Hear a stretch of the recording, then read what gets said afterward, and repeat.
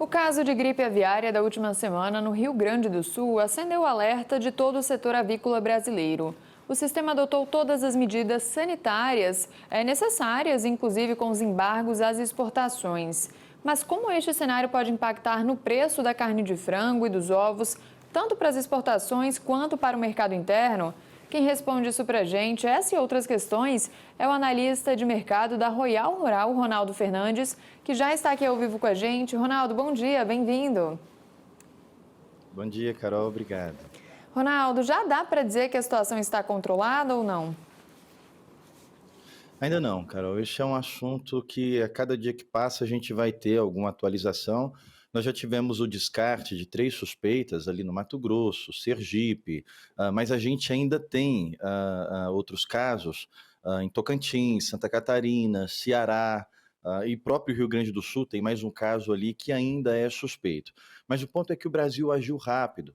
Bom, nós tivemos uma segunda confirmação, 2 casos confirmados no próprio Rio Grande do Sul, aquela primeira planta de Montenegro, né, que é uma planta comercial, e ali perto também, cerca de 60 quilômetros, em aves silvestres, que também não é um grande alerta, porque primeiro não foi numa planta comercial, foi em aves silvestres e está dentro ali da região de contaminação. Então, embora se confirmou um novo caso, mas não foi um caso que mudasse ali as perspectivas do mercado.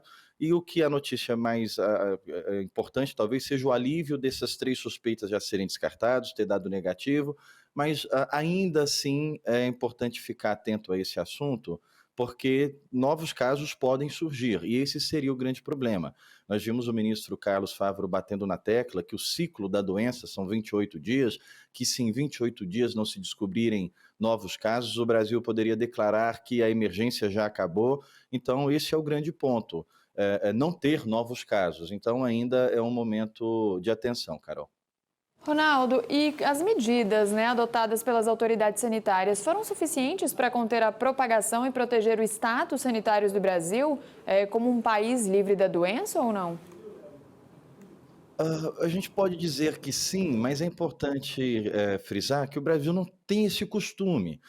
Embora o Brasil não tenha esse costume, parece para a gente que tudo tende a caminhar mais rápido do que acontece nos outros países, Carol. Para a gente ter uma ideia, nos Estados Unidos eles demoram, em média, 6 meses para tratar esses casos. Tem países que demoram mais de ano. O México mesmo até hoje não conseguiu se livrar, da doença, do status de livre da doença. E o Brasil ele tem uma responsabilidade maior porque nós somos o principal fornecedor de carnes, sobretudo para a China. A China leva mais de 10% da nossa produção total. Se você pegar ali China e Europa, que são os 2 focos agora para que eles liberem, pelo menos parcialmente, eles tomam 15% da nossa produção global, da nossa produção nacional de carnes. Então, é interesse de todos os lados, tanto de quem compra da gente quanto do Brasil, colocar o Brasil livre. Um problema grave que nós temos é que a China e a Europa, elas têm regras, leis, que elas só podem comprar de países que têm o status de livre da doença. O que está se tentando agora é fazer com que a China faça como fez o Japão, por exemplo. Olha, não compra só dessa região, compra do resto dos outros estados. O Japão ele nem proibiu as exportações do Rio Grande do Sul como um todo, ele proibiu só do município.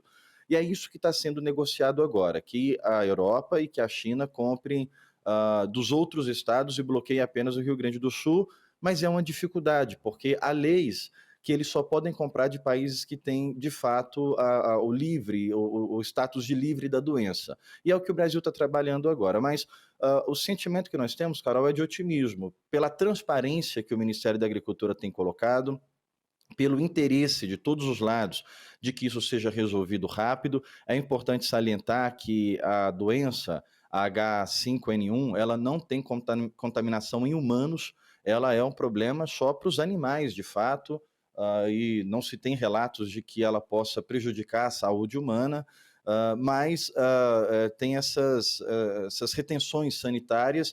Então é interessante para todos que isso seja livre o quanto antes, que isso seja resolvido o quanto antes. E parece que o Brasil vai dar uma aula para o mundo de resolver, da forma de resolver isso rápido.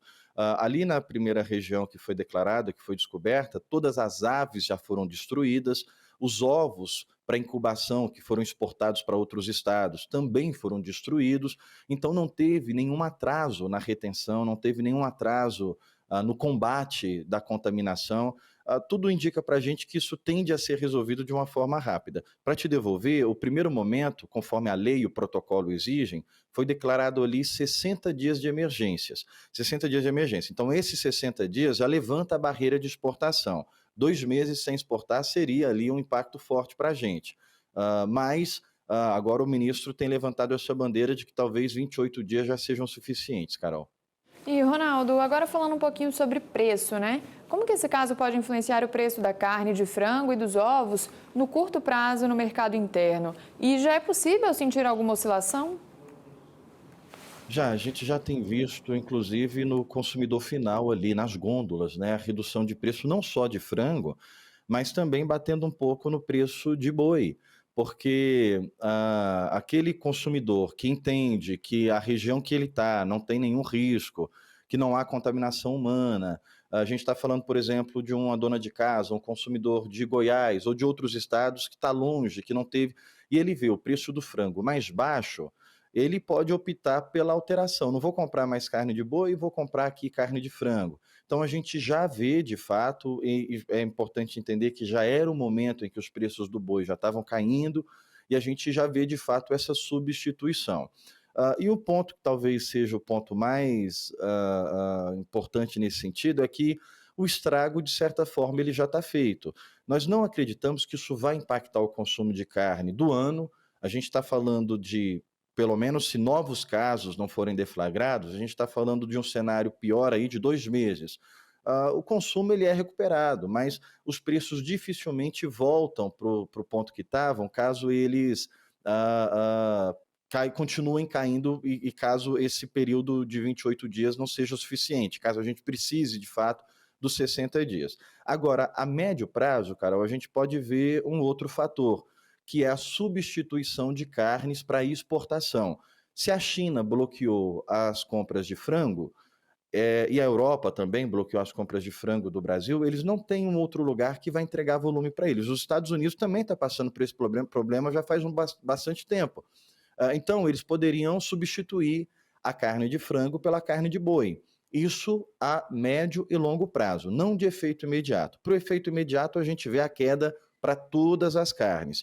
O problema é o tempo que isso vai durar para a gente tentar mitigar qual que seria a recuperação.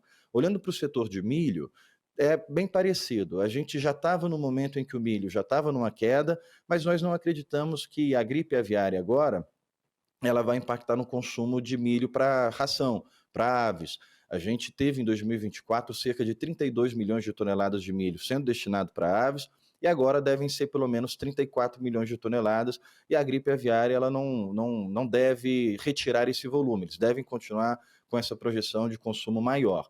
Então, o curto prazo é queda para os preços, essa queda deve continuar, pelo menos vamos colocar nesses próximos 28 dias, mas depois que isso passar, a gente já vê um movimento de estabilidade, não de reversão de preço, mas de estabilidade. Aí, claro, vai depender do volume que a China e a Europa abriram mão, que eles vão precisar recompor, e se eles vão, de fato, recompor esse volume pelo frango ou pelo boi, Carol. E, Ronaldo, o Brasil é um dos maiores exportadores de carne de frango do mundo, né?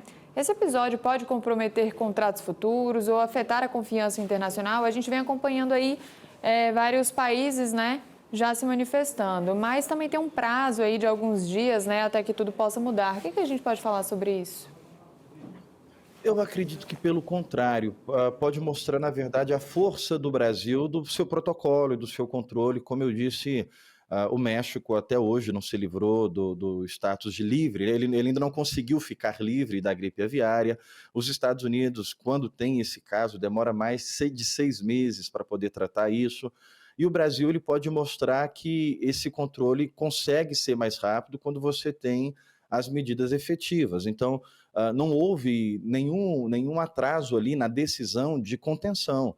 Quando houve o primeiro caso confirmado, já em seguida veio ali as ações de contenção. Vamos destruir mais de 100 mil aves, vamos destruir mais de 450 toneladas de ovos, vamos fazer ali o cerco de 10, 60 quilômetros, e dentro desses 60 quilômetros a gente entende que é possível haver essa contaminação. Outros estados que surgiram a suspeita, logo a averiguação está sendo rápida. Então, eu acredito que esse caso vai mostrar para o mundo que o Brasil consegue fazer uma verificação rápida. E é importante salientar que quando você fala de qualidade no Brasil, Carol, em qualquer setor, seja no setor de carne, seja no próprio setor de grãos, a qualidade do Brasil é extremamente rigorosa. E mais do que rigorosa, é muito transparente. Até para não deixar um impacto maior no consumo, para que o mercado interno não pare de consumir carne de frango, a explicação de uma forma clara, de uma forma objetiva, que não há risco para a saúde humana, não tem como haver contaminação humana. Então, eu acredito que não fere a credibilidade do Brasil, primeiro porque o mundo precisa do Brasil, então é interesse, sobretudo, da China e da Europa, a gente está focando muito na China e na Europa, porque eles são os únicos grandes compradores que estão mantendo um bloqueio total. Os outros compradores têm os outros estados liberados e restrição, ou no município de Montenegro ou no estado do Rio Grande do Sul. O resto está tudo liberado. Mas é importante para eles que o Brasil volte a vender, porque o Brasil é o principal fornecedor desses países. E segundo, acredito que não afeta a nossa credibilidade e a nossa atratividade, pela transparência que está sendo tratado isso e pela eficácia e velocidade que isso tem se colocado. Mas é importante ressaltar aqui que a gente está falando de uma possibilidade, não dá para cravar que não haverão novos casos. Tá sendo feito um trabalho rigoroso, um trabalho eficiente, mas é possível que novos casos surjam a qualquer momento. Ainda há 4 casos suspeitos, como a gente falou, Sergipe, Ceará, Mato Grosso, ainda o próprio Rio Grande do Sul, ainda há um outro caso de suspeita ali. É importante primeiro ter esses resultados. Se todas essas suspeitas forem eliminadas, aí a gente pode comemorar e ficar com aquele sentimento de otimismo dos 28 dias que o ministro Carlos Favaro colocou, Carol. Ronaldo, a gente está se encaminhando aqui para o final do nosso bate-papo, mas ainda tem duas coisas que eu quero te perguntar aqui.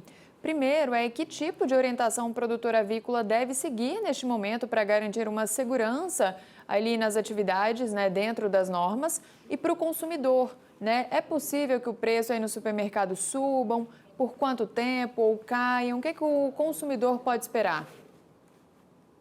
Bom, vou começar de trás para frente aqui. Olhando para o consumo, a gente já tem visto uma atração de preço. É fato, não é novidade para ninguém que o Brasil está vivendo ainda uma inflação bastante sofrida. A gente tem preços altos de alimento, preços altos de energia.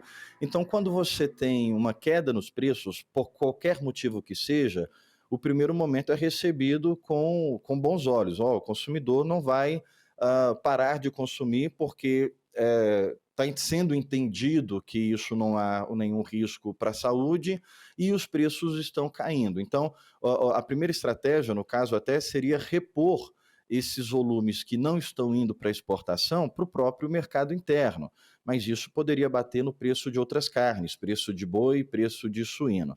Mas eu acho que o ponto mais importante para a gente entender, Carol, é que isso é passageiro. O Brasil não está com cara de que vai demorar 6 meses para resolver isso. De novo, caso novos casos não sejam colocados, sejam descobertos. Se a gente permanecer nesses casos que nós temos, e tudo indica que vai ser feita uma contenção muito rigorosa, isso tende a ser passageiro e tende a demorar menos do que a gente vê acontecer nos países lá fora. Agora, para o produtor de carne, é claro que é importante ele ter ali, ele já tem, na verdade, quando a gente fala de produtores de carne para comercialização, não para subsistência, eles já são muito bem auditados, eles já são muito bem verificados, eles passam por rigorosas certificações. Mas, nesse caso, a gente está falando de um caso extraordinário. Então, é importante estar mantendo contato e mantendo atenção em qualquer atualização do mapa, em qualquer atualização do Ministério de Agricultura, e caso o produtor ache que na região dele possa haver algum foco ali, entrar em contato com o Ministério de Agricultura, porque caso seja algo de fato pela suspeita desse próprio produtor, desse próprio comerciante, ele consiga conter isso de uma forma mais rápida e não prejudique todo o mercado nacional e ele mesmo. Mas, como eu disse, a gente aqui está otimista com essa situação, porque o Brasil parece que vai sair dessa mais rápido do que outros países já passaram, Carol. É isso, Ronaldo. Acho que falamos um pouquinho aqui sobre tudo, né? Um panorama aí desse cenário. Fico feliz com a sua participação aqui, que você explica bem claro, assim, bem direto para a gente, fica fácil de entender. Obrigada pela disponibilidade. Qualquer novidade, as portas estão abertas, viu? Eu que agradeço, Carol. Até a próxima. Tchau, tchau.